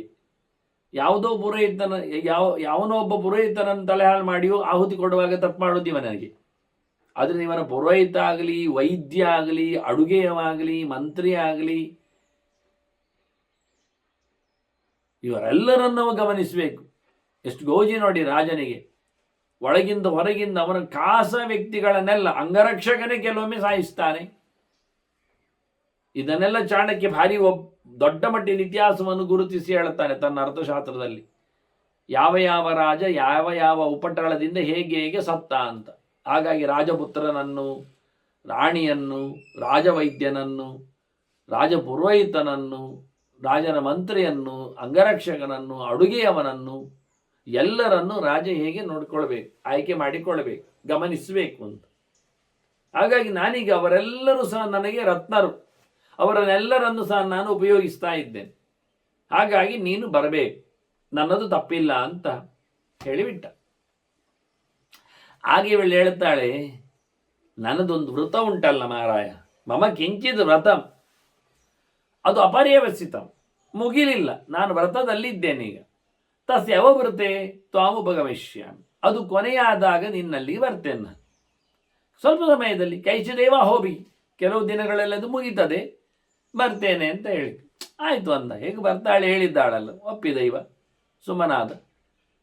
ಶಚಿಯೋಗಿ ಗುರುಗಳ ಹತ್ರ ಹೇಳಿದ್ದು, ಬೃಹಸ್ಪತಿ ಆಚಾರ ಹತ್ರ. ಈ ಗುರುಗಳಿಂದಾಗಲಿ ಆದದ್ದಲ್ಲ, ಇಂದ್ರನದ್ದು ಹೆಚ್ಚು ಕಡಿಮೆ ಎಲ್ಲ ಆದದ್ದು. ಹಾಗಾಗಿ ಗುರುಗಳ ಹತ್ರ ಹೇಳಿದ್ದು. ಗುರುಗಳು ಹೇಳ್ತಾರೆ ಬಹಳ ಚಂದವಾಗಿ. ಈಗ ಅವಳು ಹೇಳಿದ್ಲು, ಎಂತ ಆಗಿದೆ ಗೊತ್ತಿಲ್ಲ ಇಂದ್ರನ ಕತೆ. ಇಂದ್ರ ಇಲ್ಲ ಹೇಳಿ ಇವನು ಎಳಿಲಿಕ್ಕೆ ಹೋಗ್ತಾ ಇದ್ದ ನನ್ನನ್ನು, ಏನು ಮಾಡುವ? ಅದಕ್ಕೆ ಹೇಳ್ತಾನೆ ಗುರುಗಳು, ಬೃಹಸ್ಪತಿ ಆಚಾರ, ನೀನು ವ್ರತವನ್ನು ಮಾಡ್ತಾ ಇರು, ಈಗೇನು ಮಾಡುತ್ತಿಕೊಳ್ತಾ ಇದ್ದಿ, ತಪಸ್ಸನ್ನು ನಡೆಸು. ಅದರಲ್ಲಿ ನಿನಗೆ ನಾನು ಉಪಶ್ರುತಿಯ ಬಗ್ಗೆ ಹೇಳುತ್ತೇನೆ. ಇದೊಂದು ವಿಚಿತ್ರ. ಉಪಶ್ರುತಿ ಅಂದರೆ ಯಾರು ಏನಾಗಿದೆ ಎಂದು ಕೇಳಿಕೊಳ್ಳುವ ನೆಲ. ಇದಕ್ಕೆ ಆ ದೇವಿಯೇ ಬಂದು ಹೇಳ್ತಾಳೆ. ಈ ವಿಷಯ ಹಿಂದೊಮ್ಮೆ ಬಂದಿದೆ, ಗಮನಿಸಿಕೊಂಡ್ರೆ ನೀವು. ದೃಪದನ ರಾಜನಲ್ಲಿ ದ್ರೌಪದಿ ಮದುವೆ ಆಗ್ತದೆ ಅಂದಾಗ, ದ್ರೌಪದಿಯನ್ನು ಸಿದ್ಧ ಮಾಡಿದ್ದೇ ಅರ್ಜುನಿಗೆ ಕೊಡಬೇಕು ಅಂದಾಗ, ನಾನು ಪಣ ಇಡುತ್ತೇನೆ, ಅದು ಅರ್ಜುನನಲ್ಲಿ ಇನ್ಯಾರು ಗೆಲ್ಲಿಕ್ಕೆ ಆಗುವುದೇ ಇಲ್ಲ. ಯಾಕೆ ಹೇಳಿದ್ರೆ ಇವಳು ಹುಟ್ಟಿ ಬಂದದ್ದೇ ಅರ್ಜುನನಿಗೆ ಆಗಿ, ದೈವಿಕವಾದ ವಿಷಯ, ಯಾಜೋಪಯಾಜರ ಸಂಕಲ್ಪ, ಅವರ ಯಜ್ಞ. ಹೀಗಾಗಿ ಆಗಲಿ, ಬರ್ತಾರಲ್ಲ, ಬಡಿತಾರೆ. ಎಂತ ಉಂಟು, ವಾರಣಾವತದಲ್ಲಿ ಅಗ್ನಿ ದುರಂತದಲ್ಲಿ ಸತ್ತಿದ್ದಾರೆಂದು ಸುದ್ದಿ ಉಂಟಲ್ಲ. ಪಾಂಡವರಿಲ್ಲ, ದ್ರೌಪದಿ ಮದುವೆ, ದ್ರೌಪದನ ಯೋಚನೆ, ಪುರೋಹಿತರೆಲ್ಲ ಮಾತಾಡಿಸಿದ. ಅದಕ್ಕೆಲ್ಲ ಅವರು ಹೇಳ್ತಾರೆ, ಪುರೋಹಿತರೆಲ್ಲ ಬ್ರಾಹ್ಮಣರು ಜ್ಞಾನಿಗಳು ಮಂಡಲಿಯಲ್ಲಿ ಹೇಳ್ತಾರೆ, ನೋಡು ವಿಷಯ ಸತ್ಯ ನೀನು ಹೇಳಿದ್ದು, ಆದರೆ ನಮಗೆ ಉಪಶ್ರುತಿ ಇದೆ. ನೋಡಿ, ಉಪಶ್ರುತಿ ಅಂದ್ರೆ ಏನು ನೋಡಿ, ವೇದ ಅಲ್ಲದ್ದು ಇನ್ನೊಂದು, ವೇದದ ಬಾಲ. ಉಪಶ್ರುತಿ ಅಂದರೆ ನಮಗೆ ಕಿವಿಗೆ ಕೇಳಿದೆ ಅಂತ ಹೇಳುವುದು ಒಂದು ಅರ್ಥ, ಹೌದು, ನಮ್ಮ ಕಿವಿಗೆ ಕೇಳ್ತದೆ, ಅದು ಉಳಿದವರಿಗೆ ಕೇಳುವುದಿಲ್ಲ. ಅಂದರೆ ಕೆಲವರಿಗೆ ಕರ್ಣಪಿಶಾಚಿ ಹೇಳ್ತದೆ ಅಂತೆಲ್ಲ ಹೇಳ್ತಾರಲ್ಲ, ಹಾಗೆ ಅಲ್ಲ ಇದು. ಇದು ಇಂಟ್ಯೂಷನ್ ಅಲ್ಲಿ ಹೊಳೆಯುವುದು ಅಲ್ಲ, ಇದು ಸಹಜವಾಗಿಯೇ ವಾಕ್ಯವೇ ಸಿಗುವುದು ಅಂತ ನಮ್ಮನೆ. ಹಾಗಾಗಿ ಇವರು ಹೇಳ್ತಾರೆ, ನಮಗೆ ಉಪಶ್ರುತಿ ಇದೆ. ಪಾಂಡವ ಯತ್ರ ಗುತ್ರ ಬಿಜೀವಂತಿ ತಿನ ಶ್ರುತಮ್ ಅಂತಾರೆ ಅವರು. ಪಾಂಡವರು ಎಲ್ಲಿ ಆದರೂ ಬದುಕಿದ್ದಾರೆ ಅಂತಲೇ ನಮಗೆ ಹೇಳ್ತದೆ, ನಮ್ಮ ಹೊತ್ತಗೆಗಳಲ್ಲಿ ಕಾಣುತ್ತದೆ, ನಮ್ಮ ವೇದಗಳು ಮಾತಾಡ್ತವೆ ಹಾಗೆ. ಅದು ಎಲ್ಲರಿಗೂ ಸಿಗತಕ್ಕ ವೇದ ಅಲ್ಲ, ಉಪಶ್ರುತಿ ಅದು ಹಾಗೆ ಅಂತ ಹೇಳಿ ಅವನಿಗೂ ಅದರ ಬಗ್ಗೆ ನಂಬಿಕೆ ಕೊಟ್ಟು ಬರ್ತಾರೆ ನೋಡು ಅಂತ ಹೇಳಿ ಅಲ್ಲಿ ಮದುವೆ ಆಗ್ತದೆ ಮುಂದೆ. ಅದು ಹಿಂದೆ ಒಂದು ವಿಷಯ. ಅಲ್ಲಿ ಅವರೇ ಉಪಶ್ರುತಿ ಉಂಟು ಅಂತ ಅವ್ರು ಹೇಳಿಕೊಂಡು ಧೈರ್ಯ ಕೊಟ್ಟರು. ಇಲ್ಲಿ ಇವಳಿಗೆ ಗುರು ಹೇಳುತ್ತಾನೆ, ನೀನು ಉಪಶ್ರುತಿಯಲ್ಲಿ ಕೇಳಿ ನೋಡು, ಅವಳನ್ನು ಕರೆದು ಬಿಡು. ಶ್ರುತಿ ಅಭಿಮಾನಿನಿ. ಉಪಶ್ರುತಿ ಅಭಿಮಾನಿಯು ಮತ್ಯಾರು? ಮಹಾಲಕ್ಷ್ಮಿ ಅಥವಾ ಭಾರತಿ, ಮತ್ತೇನಲ್ಲ.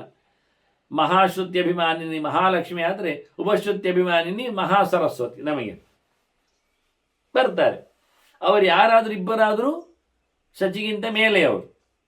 ಹಾಗಾಗಿ ಇವಳು ಉಪಾಸನೆಯಿಂದ ತಪಸಾ ಚಾನ್ವಿತಾ ದೇವೀಂ ವರದಾಂ ಉಪಶ್ರುತಿಂ ಆಹ್ವಯ ಅಂತಾನೆ. ವರಪ್ರದಳಾಗಿರತಕ್ಕಂಥ ಉಪಶ್ರುತಿಯನ್ನು ನೀನು ತಪಸ್ಸಿನಿಂದ ಕರೆದು ಬಿಡು, ಅವಳು ಹೇಳ್ತಾಳೆ ಅಂತ. ಹಾಗೆ ಇವಳು ತಪಸ್ಸಿನಿಂದ ಕರೆದಿದ್ದಾಳೆ. ಶಚಿ ಇಂದ್ರಾಣಿ ಆಕೆ ಬಂದಿದ್ದಾಳೆ. ಸಾತೇ ಇಂದ್ರಂ ದರ್ಶಯತಿ ಅಂತ ಗುರು ಹೇಳಿದ್ದ, ಅವಳು ನಿನಗೆ ಇಂದ್ರನನ್ನು ಕಾಣಿಸ್ತಾಳೆ ಅಂತ. ಹಾಗಾಗಿ ಬಂದವಳೇ ಉದ್ದನೆಯ ನಮಸ್ಕಾರ ಮಾಡಿದ್ದಾಳೆ. ಉದ್ದನೆಯ ಅಂತ ನಾವು ಹೇಳೋದು ಬುದ್ಧಿಪೂರ್ವಕವಾಗಿ ಎನ್ನುವುದಕ್ಕೆ. ತಾ ಮೂರ್ಧ್ನ ಅದಕ್ಕೆ ಹೇಳಿದ್ದು, ತಲೆಯಿಂದ ತಲೆ ಬಗ್ಗಿಸಿ ಪ್ರಣಮ್ಯೋ ವಾಚ. ಶಚಿ ಮಾತಾಡ್ತಾಳೆ ಅವಳ ಹತ್ರ, ನನಗೆ ತೊಂದರೆಯಾಗಿದೆ, ಇಂದ್ರೆಯಲ್ಲಿ ಗೊತ್ತಿಲ್ಲ, ತೋರಿಸಿಕೊಡು ಮಹಾತಾಯಿ ಅಂತ. ಸರಿ ಅಂತೇಳಿ ಹಾಗೆ ಕರ್ಕೊಂಡೋಗಿ ಮಾನಸಕ್ಕೆ ಹೋಗಿ ಇಂದ್ರನನ್ನು ಬಿಸಿನಿಯಲ್ಲಿ ಒಳಗೆ ದೇಟಿನಲ್ಲಿ ಅವಿದು ಕೂತದ್ದನ್ನು ತೋರಿಸಿಕೊಡ್ತಾಳೆ. ಇಂದ್ರ ನೋಡಿದ ಶಚಿಯನ್ನು, ಭಾರಿ ಕಂಗಾಲಾಗಿದ್ದಾಳೆ, ಸಪೂರಾಗಿದ್ದಾಳೆ, ಕಷ್ಟವನ್ನು ಅನುಭವಿಸ್ತಾ ಇದ್ದಾಳೆ, ದುಃಖದಿಂದ ಇದ್ದಾಳೆ. ಕೇಳಿದ ಎಂಥ ಕಥೆ ಏನು ಅಂತ ಹೇಳ್ತಾಳೆ ಅವಳು ಪೂರ್ತಿ. ನನಗೀಗೀಗೆ ನೌಶನಿಂದ ಉಪಟಳ ಬರ್ತಾ ಇದೆ, ಏನು ಮಾಡುವ ಅಂತ. ಅದಕ್ಕೆ ಅವನು ಹೇಳಿದ, ನೀನು ಒಂದು ಉಪಾಯ ಮಾಡಿ ಹೇಳವನಿಗೆ ಏನು ಅಂತ. ಇಂದ್ರನ ಅರಮನೆಯಲ್ಲಿ ಬೇಕಾದಷ್ಟು ವಾಹನಗಳಿವೆ, ಅವೆಲ್ಲ ಉಪಯೋಗಿಸಿಕೊಂಡದ್ದು, ಅದೆಲ್ಲ ಮಾಮೂಲಿ. ನಿನಗೆ ಸ್ಪೆಷಲ್ ಇಂದ್ರ, ಅದರಿಂದ ಸ್ಪೆಷಲ್ ವಾಹನದಲ್ಲಿ ಬರಬೇಕು ಅಂತ ಹೇಳು ಅಂತ ಇಂದ್ರ ಹೇಳಿದ. ಇಲ್ಲಿ ಇಂದ್ರ ಹೇಳಿಕೊಟ್ಟ ಕಥೆ ಇರುವುದು ಮಹಾಭಾರತದಲ್ಲಿ. ಅಂದರೆ ಮಹಾಭಾರತದಲ್ಲಿ ಹೇಳಿದ್ದನ್ನು ನಂಬಬೇಕು ಅಂತ ಇರುವುದು, ಹಾಗೆ ಅಂತಲ್ಲ, ವಿಸ್ತಾರವಾಗಿ ಹೇಳಿದ ಕಥೆ ಎನ್ನುವ ಅರ್ಥದಲ್ಲಿ ಹೌದು, ಮತ್ತು ಸ್ಪಷ್ಟವಾದದ್ದು. ಪುರಾಣಗಳಲ್ಲಿ ಬೃಹಸ್ಪತಿ ಆಚಾರ್ಯ ಹೇಳಿದ್ದು ಅಂತ ಉಂಟು. ಅಂದರೆ ಸುಮಾರು ಪ್ರಕಾರಗಳಲ್ಲಿ ವ್ಯತ್ಯಾಸಗಳಿರ್ತವೆ. ಅದನ್ನು ವ್ಯಕ್ತಿ ವ್ಯತ್ಯಾಸ ಅಂತ ಹೇಳಿಕೊಳ್ಳುವ ಮೂಲಕ ಅಲ್ಲಿ ಲಕ್ಷ್ಮಣ ಮಾಲೆ ಹಾಕಿದ್ದು ಅಂತ ಉಂಟು ಸುಗ್ರೀವನಿಗೆ. ವಾಲಿ ಸುಗ್ರೀವರನ್ನು ಯಾರು ನನಗೆ ಕನ್ಫ್ಯೂಸ್ ಆಗುತ್ತೆ ರಾಮ ಹೇಳಿದ್ದಕ್ಕೆ ಲಕ್ಷ್ಮಣ ಮಾಲೆ ಹಾಕಿದ ಅಂತ. ಆದರೆ ನಿಜವಾಗಿ ಹನುಮಂತ ಮಾಲೆ ಹಾಕಿದ ಹೋಗಿ. ಮತ್ತೆ ಲಕ್ಷ್ಮಣ ಹೇಳಿದ ಯಾಕೆ, ಹನುಮಂತನು ಲಕ್ಷಣವಾಗಿದ್ದಾನಲ್ಲದಕ್ಕೆ ಹೇಳಿದ್ದು ಅಂತ. ಹಾಗೆ ಹೀಗೆಲ್ಲ ಇದನ್ನು ವ್ಯಕ್ತಿ ವ್ಯತ್ಯಾಸ, ಪುರುಷ ವ್ಯತ್ಯಾಸ ಎಲ್ಲ ಕರೀತಾರೆ. ಇಂಥದ್ದೆಲ್ಲ ಬೇಕಾದಷ್ಟು ಮುಂದೆಯೂ ಬರ್ತದೆ, ಗಮನಿಸಬೇಕಾದ ವಿಷಯಗಳೆಲ್ಲದು. ಪುರುಷ ವ್ಯತ್ಯಾಸ, ಕಾಲ ವ್ಯತ್ಯಾಸ, ದೇಶ ವ್ಯತ್ಯಾಸ ಎಲ್ಲ ಮಾಡ್ತಾರೆ, ಬೇಕು ಅಂತಲೇ ಮಾಡ್ತಾರೆ, ಕಲೀಲಿಕ್ಕೋಸ್ಕರ ಅಂತ. ಹಾಗೆ ಅಲ್ಲಿ ಬೃಹಸ್ಪತಿಯು ಹೇಳಿದ್ದಾನೆ, ಇಂದ್ರನು ಹೇಳಿದ್ದಾನೆ ಮಾಡುವ. ನಮಗೆ ಇಬ್ಬರು ಹೇಳಬಾರದು ಅಂತ ಏನಿಲ್ಲ. ಅಗ್ರ ಪೂಜೆಗೆ ಕೃಷ್ಣನ ಅರ್ಹ ಅಂತ ಯಾರು ಹೇಳಿದ್ದು? ಅದು ಭೀಷ್ಮ ಅಲ್ಲ, ಅದು ಸಹದೇವ ಹೇಳಿದ್ದಾನೆ ಮೊದಲೇ. ಹಾಗಾಗಿ ಇಬ್ಬರು ಹೇಳಿದ್ದು. ಸಹದೇವ ಶಬ್ದಕ್ಕೆ ಭೀಷ್ಮ ಅಂತ ಅರ್ಥ ಮಾಡ್ಬೋದು. ದೇವೇನ ಸಹ ವರ್ತತೆ ಸಹದೇವ ಅಂತೇಳಿ ಭೀಷ್ಮನ ಹೆಸರು ದೇವವ್ರತ ಅಂತ ಉಂಟು, ಅದು ಗೊತ್ತುಂಟ. ಹೀಗಾಗಿ ಕೂಡಿಸಲು ಬರುವ ವಿಷಯಗಳೇ ಬೇರೆ, ಸಿದ್ಧಾಂತಗಳೇ ಬೇರೆ ಇರ್ತವೆ. ಹೀಗಾಗಿ ಇಲ್ಲಿ ಬಹಳ ಚಂದವಾಗಿ ಇಂದ್ರ ಹೇಳುತ್ತಾನೆ, ಅಪೂರ್ವೇಣ ಮಾಂ ಋಷಯ ಅಪೂರ್ವೇಣ ಮಾಂ ಋಷಿಯುಕ್ತೇನ ಯಾನೇನ ತ್ವಮಧಿರೂಢ ಉದ್ವಹಸ್ವ ಅಂತ. ನನ್ನನ್ನು ಅಪೂರ್ವವಾದ ವಾಹನದಲ್ಲಿ ನೀನು ಬಂದು ಕರ್ಕೊಂಡು ಹೋಗಬೇಕು. ಅದು ಪಾಲಕಿಯಲ್ಲಿ ಬರಲಿಕ್ಕೆ, ಪಾಲಕಿಯನ್ನು ಸಪ್ತ ಋಷಿಗಳು ಹೊತ್ಕೊಂಡು ಬರಬೇಕು. ಆಯಿತು ಅಂದ ಇವ. ಹೋಗಿ ದೂತನಲ್ಲಿ ಇವತ್ತಿಗೇನೆ ದೂತ ಬಂದು ಗುರುಗಳಲ್ಲಿ ಹೇಳಿರ್ತಾನೆ, ನಹುಷ ಕರಿತಾನೆ ಶಚಿಯನ್ನು ಕರೆಸಬೇಕಂತೆ ಅಂತ. ಆಯಿತು ಅಂತಾನೆ, ಹೀಗೆ ಬರಲಿಕ್ಕೆ ಹೇಳು ಅಂತ ವಾಹನವನ್ನು ಅವನು ಮತ್ತೆ ಹೇಳ್ತಾನೆ. ಹಾಗೆ ಅರ್ಥ ಮಾಡುವ. ಈಗ ಶಚಿ ಕೇಳಿಕೊಂಡು ಬಂದ್ಲು, ಗುರುಗಳ ಹತ್ರ ಹೇಳಿದರು. ನಹುಷನ ದೂತ ಬಂದು ಹೇಳಿದಾಗ ಗುರುಗಳಂದ್ರೆ ಬೃಹಸ್ಪತಿ ಆಚಾರ ಅವನಿಗೆ ಹೇಳಿದರು, ನೀನು ಈ ವಾಹನದಲ್ಲಿ ಬಾ, ಋಷಿಗಳ ವಾಹನದಲ್ಲಿ ಬಾ, ಬರ್ತಾಳೆ ಅಂತ. ಸರಿ ಅಂತೇಳಿ ಋಷಿಗಳಲ್ಲಿಗೆ ಜನ ಕಳಿಸಿದ ನಹುಷ. ಋಷಿಗಳು ಹೋಗಿ ಋಷಿಗಳ ಹತ್ರ ಬರಲಿಕ್ಕೆ ಹೇಳೊಂದು ಬಂದರು. ಗಮ್ಮದಿತ್ತು. ಋಷಿಗಳು ಬಂದ ತಕ್ಷಣ, ಇದೆಲ್ಲ ಭಾರತದಲ್ಲಿ ಹೇಳೋದಿಲ್ಲ, ಇದು ಮಧ್ಯದಲ್ಲಿ ಪುರಾಣದ ಕಥೆ ನಿಮಗೆ ತಿಳಿಸ್ತಾ ಇದ್ದೇನೆ. ಅವರಿಗೆ ಬೇಕಾದ ಇಲ್ಲಿ ಬ್ರಾಹ್ಮಣರ ಪ್ರಭಾವ ತೋರಿಸಬೇಕು ಅಂತ ಕೃಷ್ಣನಿಗೆ ಇಷ್ಟ, ಅದನ್ನು ಮಾತ್ರ ಹೇಳುತ್ತಾನೆ. ಹಾಗಾಗಿ ಜಂಪ್ ಮಾಡ್ತಾನೆ. ಇಲ್ಲಿ ಸಿಕ್ಕಿಬಿದ್ದ ಕಥೆಯನ್ನು ಕೇಳಿದರೆ ಋಷಿಗಳನ್ನು ಬರಲಿಕ್ಕೆ ಹೇಳಿದ ತಕ್ಷಣ ಋಷಿಗಳು ಬಂದರು. ನಹುಷನಿಗೆ ಬಂದ ತಕ್ಷಣ ನಹುಷ ನಮಸ್ಕಾರ ಮಾಡಿದ. ದೊಡ್ಡವರು ನೀವು, ನಾರಾಯಣ ಪರವರು ಅಂತೆಲ್ಲ ಚಿಂತನೆ ಕೊಟ್ಟ. ಋಷಿಗಳು ಏನು ಬೇಕು ನಮ್ಮನ್ನು ಕರೆಸಿದ್ದು, ಏನು ಬೇಕಾದ್ರೆ ನಾವು ಕೊಡಬಲ್ಲಿವು, ಅಂತಹ ಸಾಮರ್ಥ್ಯ ನಮ್ಮಲ್ಲಿ ಇದೆ, ನೀನೀಗ ಇಂದ್ರನಾಗಿದ್ದು ಏನು ಬೇಕು ಅಂತ ಕೇಳು ಅಂತ ಹೇಳಿಬಿಟ್ರು ಅವರು. ನನಗೆ ಶಚಿಯನ್ನು ದಾನ ಮಾಡಿ ಅಂತ ಹೇಳಿಬಿಟ್ಟಿವ. ನನಗೆ ಶಚಿ ಬೇಕು, ನೀವು ಅದನ್ನು ಹೊತ್ಕೊಂಡು ಬರಬೇಕು ಪಾಲಕಿಯಲ್ಲಿ ಅಂತ. ಅವ್ರು ನೋಡಿ ನಕ್ಕರು. ಗೊತ್ತಾಯ್ತವೆ ನಕ್ಕದು ಯಾಕೆಂದ್ರೆ ಇವನು ಬುದ್ಧಿ ಕೆಟ್ಟಿದೆ ಅಂತ. ಋಷಿಗಳು ಏನು ಬೇಕಾದ್ರೂ ಮಾಡ್ತಾರೆ, ಏನು ಕೊಡ್ತಾರೆ ಹೇಳಿದರೆ ಋಷಿಗಳನ್ನು ವಾಹನನನ್ನಾಗಿಸಿಕೊಂಡ ಇವ. ನೋಡಿ, ಹೊತ್ಕೊಳ್ಳಿಕ್ಕೆ ಆಗಿಬಿಟ್ಟ. ಏನು ವಿಚಿತ್ರ, ಏನು ಎತ್ತರದವರು. ಮೇಲೆಲ್ಲ ಹೊತ್ಕೊಂಡು ಬಂದರು. ಇವನಿಗೆ ಗಡಿಬಿಡಿ, ಹುಡುಗಿ ಓಡಬೇಕು ಅಂತ. ಹೀಗಾಗಿ ಕಾಲಲ್ಲಿ ತುಳಿಲಿಕ್ಕೆಲ್ಲ ಶುರು ಮಾಡಿದ್ದಾನೆ. ಪೋಯ್ ಅಂತೆಲ್ಲ ಹೇಳಿಕೊಂಡು ಹೋಗುವ ಅಂತ. ಸಂಸ್ಕೃತದಲ್ಲಿ ಹೋಗ್ಲಿಕ್ಕೆ ಸರ್ಪ ಅಂತ ಶಬ್ದ. ಸರ್ಪ ಅಂದರೆ ನಡಿ ಅಂತ, ಮುಂದೆ ಹೋಗು ಅಂತ. ಸೃಗತವು ಧಾತು. ಇವರು ಸಿಟ್ಟಿನಿಂದ ನೀನೇ ಸರ್ಪ ಅಂತ ಹೇಳಿಬಿಟ್ರು, ಸರ್ಪನಾಗು ಅಂತ ಹೇಳಿಬಿಟ್ರು. ಹಾಗಾಗಿ ದೊಡ್ಡ ಹೆಬ್ಬಾವಾಗಿ ಬಿದ್ದುಬಿಟ್ಟ. ಇದು ಗಮ್ಮತ್ತು. ಇಲ್ಲಿ ಮಹಾಭಾರತದಲ್ಲಿ ಅಗಸ್ತ್ಯರ ಶಾಪ ಅಂತ ಉಲ್ಲೇಖ ಮಾಡ್ತಾರೆ. ಜಟೆಯಲ್ಲಿ ಲೀನನಾದವ ಅವನೊಳಗೆ ಕೂತ ಚತುರ್ಮುಖನಿಂದಾಗಿ ಶಾಪವನಿಗೆ ಗಟ್ಟಿಯಾಗಿರ್ತದೆ. ಅಂತೂ ಬಿದ್ದಿರ್ತಾನೆ.